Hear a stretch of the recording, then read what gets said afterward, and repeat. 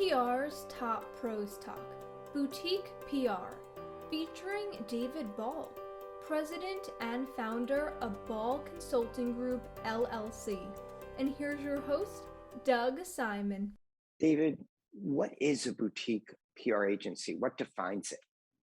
Doug, I think the best definition is probably a firm that is 20 people or less. It's not scientific, but roughly. So you can have a firm as small as one, as long as it's a firm, an entity, as opposed to, say, a freelancer. But as many as 20 people, generally one office, and generally not covering the universe, but focusing on a few particular sectors. No, that's great. And you obviously have a unique perspective as a leader of PR Boutiques International. What's that organization about?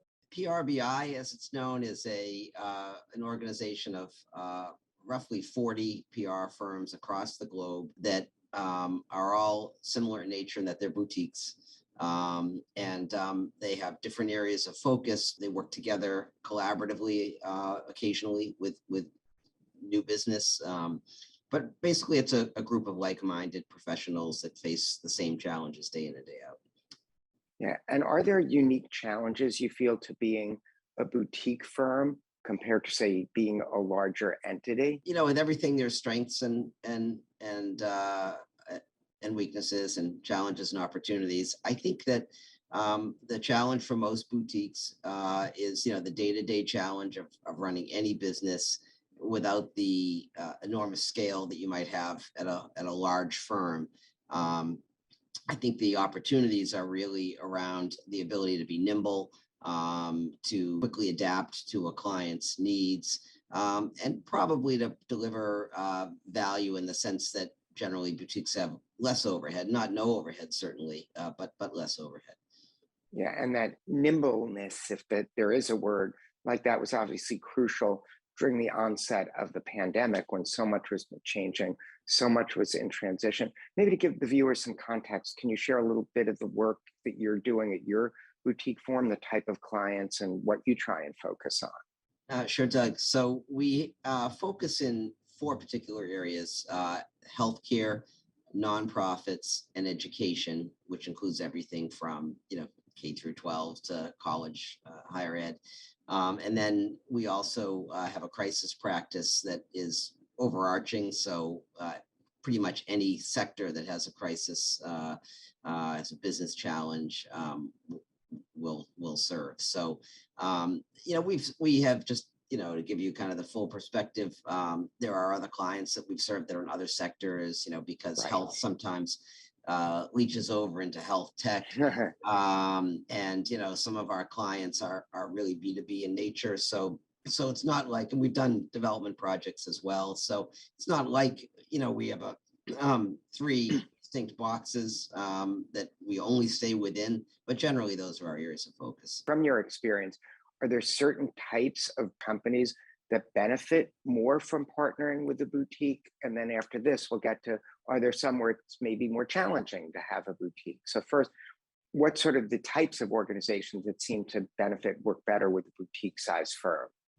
Yes, I think that certainly organizations of any size can work with a boutique. So you may have a national concern, a Fortune 500 company that has a very particular need or is looking for a very particular kind of expertise, and they may use a boutique. You also may have a small firm that doesn't have the resources to have a global firm supporting them and likes the boutique feel and structure.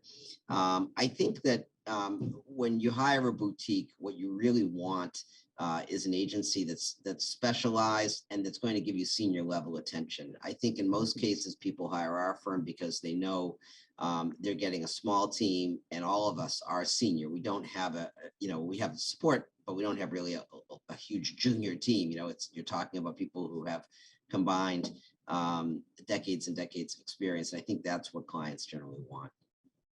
No, that makes a lot of sense. Now, are there ways that larger agencies can maybe sort of bring into play some of the things that make boutiques unique and create that environment even within a larger firm?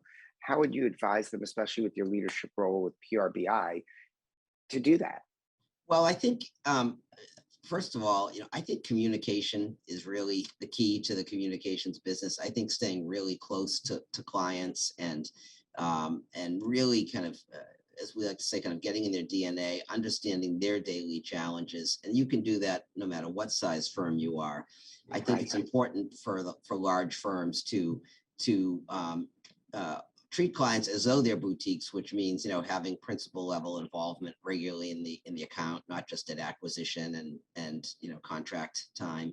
I think too that there's a way that large firms can actually well, I think that large firms can partner with boutiques, and that happens as you know. Sure. Large firms may have a particular need. We had a situation here in Massachusetts that was a natural disaster, and a national firm came in and sent people from their corporate office here, and they had feet on the ground, but they didn't have local feet on the ground, and that makes a difference anywhere, particularly in a place like Massachusetts, which has particular accents, I guess you could say. Yeah, for lack of a better word, accents, right? No, so that works well. And it's interesting that you mentioned that, because just our company, even when we started 35 years ago, my pitch was to PR agencies that they could have an internal video department with no overhead. Yeah. So that was where we were helping them. Hey, we'll do all the proposals, we'll do the work you don't have to spend, and work with us if one of the things we're suggesting lands, your clients wants to do it.